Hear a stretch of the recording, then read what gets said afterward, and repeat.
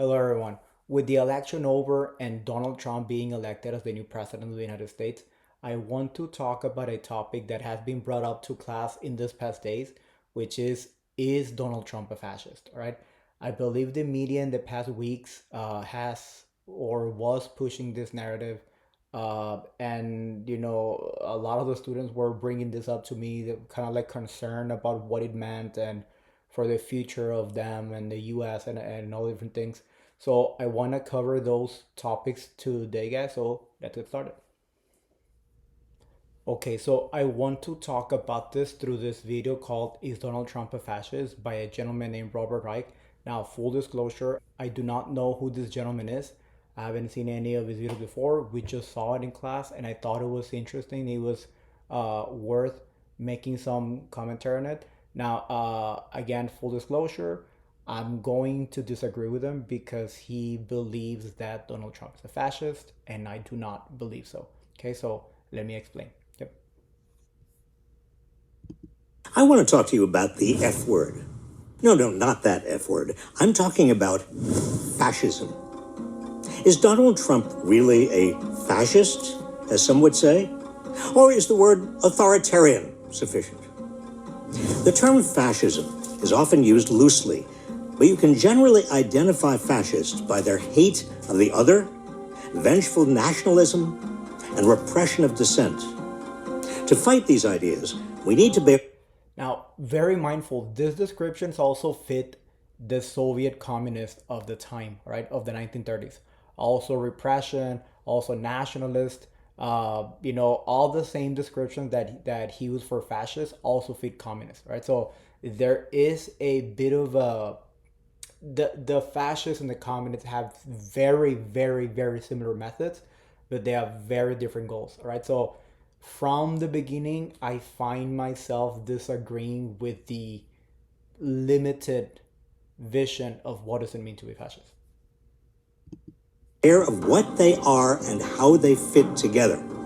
Let's examine the 5 elements that define fascism and what makes it distinct from and more dangerous than authoritarianism.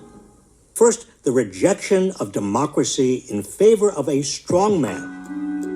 Author- By the way, the reason Mussolini created or invented this idea of fascism is because democracy was not working for them in Italy, right? So he basically saw it as, democracy wasn't working, nothing was working. So he believed democracy moved too slow and he wanted to make changes fast, and fascism was an alternative, right? And then it doesn't have any real structure per se, and that's why, for example, he's gonna have a description of fascism. I'm gonna have a different one. Other people will include other descriptors, but the reality is that it's very like depending on who's interpreting. Some people will tell you, some other details, and the reality is that there's no real structure. Like they just made it in a way of like this is what works, but it's not very well organized. believe strong leaders are needed to maintain stability, so they empower strongmen, dictators, or absolute monarchs to maintain social order through the use of force. But fascists view strong leaders as the means of discovering what society needs. They regard the leader as the embodiment of society, the voice of the people. I am your voice. I alone can fix it. Okay, so the, if we're going to use 3 4 second clips out of context without a proper interpretation of what is going on, we're going to have a lot of difficulties, right? Because you know anyone can put a 4 or 5 second clip and give you a narrative, give an interpretation, and just spin it in the way that you want it to spin. This is called propaganda, right? So and by the way, description of this, a ultra authoritarian figure that is more like a fascist also fits, Stalin, for example, who's a communist. But it would also fit someone like Andrew Jackson, who is authoritarian, right? So that in itself, I would use a different definition for what he's saying here. I would say it's more of a dictatorial authoritarian, right? more than just the way he described it. Okay, in that way, Andrew Jackson wouldn't fit in that one, but Stalin and Hitler would fall into this category, not Trump. All right, and the idea of what's happening here with Trump is that, um, he has a lot of safeguards with the Constitution that even if he wanted to do things, he wouldn't be able to do those things. Okay. Second, stoking rage against cultural elites. Authoritarian movements cannot succeed without at least some buy-in from establishment elites. While fascist movements often seek to co-opt the establishment, they largely depend on fueling resentment and anger against presumed cultural elites for supposedly displacing regular people. Fascists rile up their followers to seek revenge on the elites. The out-of-touch media elites, the political elites, but the elites from the elites who led us from one financial and foreign policy disaster to another. But very interesting. This also fits Stalin and the Soviets. Stalin with the Soviets had this disdain for the kulaks, all right, this wealthy farmers, all right, and they stoked the anger against the wealthy farmers, the kulaks, all right, in the same way that the Nazis did it in the 1930s, and it also, interestingly enough, in the same way that Andrew Jackson did it in the 1820s, all right. So Andrew Jackson has this idea of, destroying the banks because he thinks it's for elites, and he does have this strong disdain for them, and it kind of does rile up the people into thinking that they are to blame for for all the problems, right? So these definitions are kind of very loose in a lot of ways. I would consider this one that he's saying now more of a populist view, right? Jackson, Stalin, uh, Trump, they would be considered populist people, right? They are basically, they create this idea of us against them, all right? Is the elites versus the people of the man of the people, right? So it's very more about populism more than what he's saying now, right? So this is my issue I have with this. The descriptions are very loose, and it can fit not only fascists, but it can also fit Soviets. It can also fit strong leaders like Andrew Jackson or even Teddy Roosevelt. Yep. Mass political parties and demand participation. They encourage violence. You know what they used to do to guys like that when they were in a place like this? They'd be carried out on a stretcher, folks. I'd like to punch him in the face, I'll tell you. Knock the crap out of him, would you? And we fight. We fight like hell. Third, nationalism based on superior race and historic bloodlines. Authoritarians see nationalism as a means of asserting the power of the state. For fascists, the state embodies what is considered a superior group based on race, religion, and historic bloodlines. To fascists, the state is a means of asserting that superiority. When Mexico sends its people, they're not sending their best. They're not sending you. They're not sending you. Fascists worry about disloyalty and replacement by groups that don't share this. And listen, this idea is the only thing that I think does separate the Nazis from the Soviets in their description, and is that the Nazis have this obsession with racial purity, whereas the Soviets don't. All right, you do see it with the Nazis being very obsessed with the racial purity, and a great example you can see with that is and I don't want to botch the word because it's German and I don't speak German, but I think it's pronounced Lebensbaum, Lebensborn, and is the idea of this project, all right, this state-funded project that is basically trying to breed, right, Aryan race people, right, the people who they consider to be the superior race. It's a state-funded program that is basically combining or breeding this men and women who they thought was their racial superiors, right? So the Nazis do have that obsession with race. You're not gonna see it with the Soviets. I don't see it with Trump, to be honest. you see that clip they use on this is a very famous clip from Trump, in which he's talking about migration, and he's basically saying that he doesn't like the immigrants that are coming over, that they are not the best of people, and he calls them criminals, and he calls them rapists, and he calls them all, all this, derogatory terms, right? I I don't equate it to a racial purity of the Nazis, right? It's very far away from it. They're very different, right?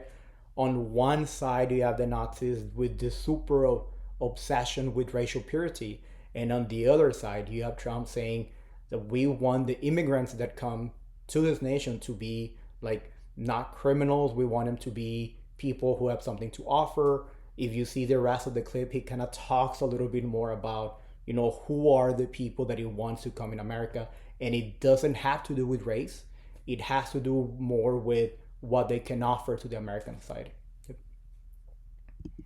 Race or bloodlines.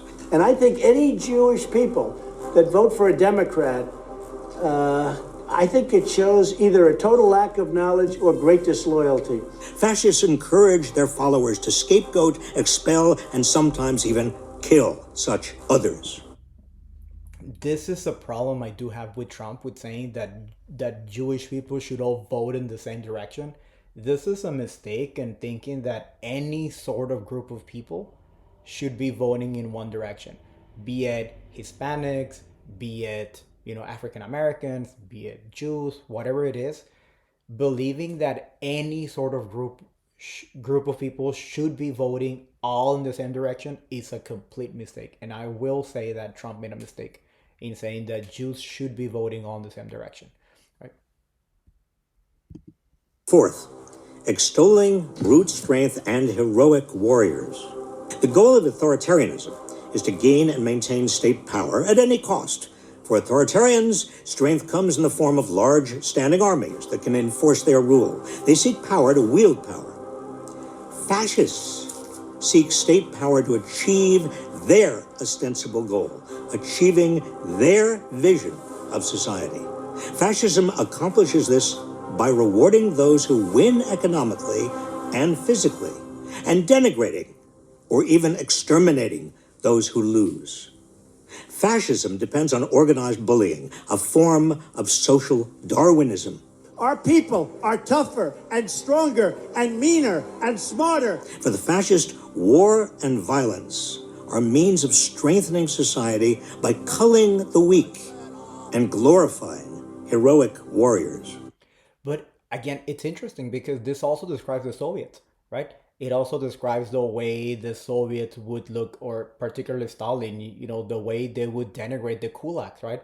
If you were a well-educated or a wealthy farmer, you would, be considered an enemy of the state. And they would basically radicalize the people into turning you into, this mob rule, into, harassing this people for not being in the same channel as the rest of the nation, right? So you saw it with the Soviets too. And, the description they're giving me sound a lot like, who are you describing? Because with the description you're giving me, short of the one on race, you could be talking about Soviets, you could be talking about fascists, you could be talking about Mussolini, Hitler, different people, right? So this is a little, it seems like they're driving a narrative, right? You can use this narrative to describe, for example, Andrew Jackson. Also, right now they're using it to drive the narrative towards Trump, which I believe it's a great overstating, great exaggeration, a gross exaggeration to try to drive the narrative, right? On, Trump is Hitler, Trump is a Nazi, right? Which again, so far, I don't see anything that you can make a strong argument for that, right? But we'll see the rest of the video. I am your warrior. I am your justice. I am your retribution. I am your retribution. Fifth and finally, disdain of women. And you can tell me, you can make the argument that Trump is authoritarian and that he's brash, And I would tell you, yeah, he's very brash and he's authoritarian. Fortunately, he has guardrails with the Constitution that won't allow him or anyone to do things he's not supposed to. Uh, how much is he willing to test those guardrails? I don't know. Didn't happen during his first 4 years, so I, I, I don't know. I mean, to me, comparing someone to Nazis or Hitler is just a mistake in general. I think it cheapens the history of the 1940s and the problems that happened because of all that, the Holocaust, the victims, all those different things, and just calling anyone who has a little bit of, some of these things, to call those people Nazis or fascists, it's kind of like cheapening a lot, the real issues that happened in the 1940s. LGBTQ plus people. Authoritarianism imposes hierarchies. It's about order. Fascism's idea of order is organized around a particular hierarchy of male dominance. The fascist heroic warrior is male. Women are relegated to subservient roles. In fascism, anything that challenges the traditional heroic male roles of protector, provider, and controller of the family is considered a threat to the social order. Fascism seeks to eliminate homosexuals, non-binary, transgender, and queer people because they are thought to challenge or weaken the heroic male warrior. I will ask Congress to pass a bill establishing that the only genders recognized by the United States government are male and female, and they are assigned at birth. Out of the things that I would make a list that make a fascist, the one they just mentioned wouldn't be one of them. I don't think like this idea of the patriarchy kind of sort of is part of fascism per se. Um, again, this also fits the Soviets. This also fits, you know, even Native Americans. This description fits a lot of different societies in which throughout the history of time they've been male dominated in politics, in sports, in businesses, in all the different things. I wouldn't say it's a important element of fascism. I would, for example, argue there are other stronger things that makes fascism, like for example, the repression of freedom of speech, which was very popular with the Nazis and with the Soviets. Uh, State control media, propaganda, those were huge with the Nazis and with the Soviets. And these are also things that you don't see with Donald Trump or with any modern type of American politics, right? These are things that you see in modern communist nations still. And it is something that I would attribute most to fascism rather than a type of patriarchy like they are arguing here. Now, the idea of the extermination of, because in concentration camps it wasn't only Jews, it was people who were different, right? Jews, gypsies, homosexuals, disabled people. That has to do more with this. I think it was the second point he made, which was the idea of racial purity. For the Nazis, anyone who was not part of the Aryan race, someone who was different, they don't want him for the future, right? So that's why they're trying to, exterminate those people, right? It doesn't have to do a lot with a patriarchy per se. Elements of fascism fit together and reinforce each other. Rejection of democracy in favor of a strong man depends on galvanizing popular rage. And I can remember this one fits many people. It fits, for example, you know, Andrew Jackson. It fits, for example, maybe at some point Teddy Roosevelt. It fits a lot of modern day dictators, but not necessarily Nazis. Okay, Popular rage not only Nazis. draws on a nationalism based on a supposed superior race or ethnicity. That superior race or ethnicity is justified by a social Darwinist idea of strength and violence, as exemplified by heroic. This second one again is the only one that I attribute to be the exclusive fascist characteristic, right? The one about racial purity and racial superiority based on nationalism. That would be the only one that I would tell you that is exclusively a fascist ideology that you're not gonna see with the communists, that you're not gonna see with anything else really that I can think of. Warriors. Strength, violence, and the heroic warrior are centered on male power. These five elements find exact expression in Donald Trump. His uniquely American version of fascism is rooted largely in white Christian nationalism. I'm going to have to disagree with all that. It doesn't fit. It really doesn't fit. It is grossly exaggerating. And this idea that is rooted on Christian nationalism, I would need to see an explanation as to where does it mean that all this is Christian nationalism. I don't see it, right? Or he's just mentioning it casually. And again, I've already seen the video, so he's not going to expand on it. So I would want to see what he means by this. All right. And in general, I disagree also with the fact that he's not mentioning very important points, like, for example, political repression, jailing of political opponents, repression of freedom of speech, state control media through propaganda, and all different things. Those I would consider to be way more significant, way more important, and these are things that he's not mentioning, that they don't fit this narrative. And this is my issue with it, right? Because he's using five characteristics that could fit a lot of people, and he's missing three big ones, three big characteristics that don't fit the narrative. And I find that interesting, right? Why wouldn't you talk about those three massively important characteristics? It kind of feels like he's trying to go with a narrative that he wants.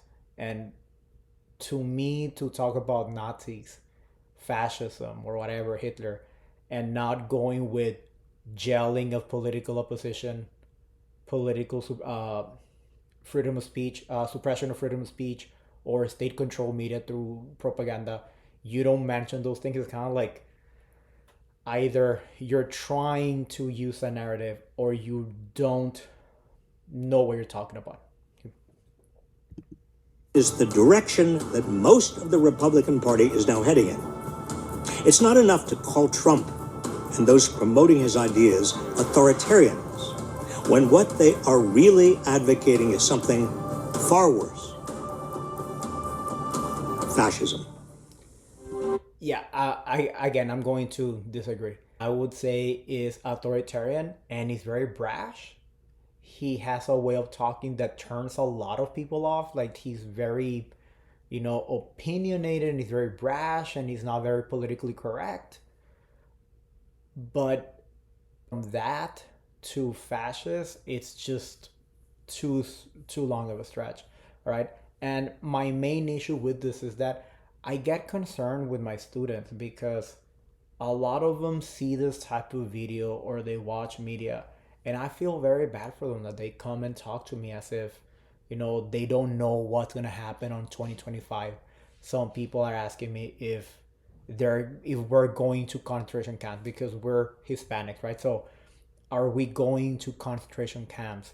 Are people going to be put in cages? And it's kind of like, I don't know where you're getting these ideas. And narratives like this, rhetoric like this, can become dangerous, and it's putting fear into students that shouldn't be there. I mean, it's a little disconcerting. It's sad. And videos like this that promote this fear mongering, I think they're a great cause for all of this, right? So let me know what you think, guys. I would want to see anyone who disagrees with me and tells me something different, so we can have like a very good exchange of ideas. But let me know what you think. I don't want to take much more of your time. I'll be around, and see you later, okay? Peace.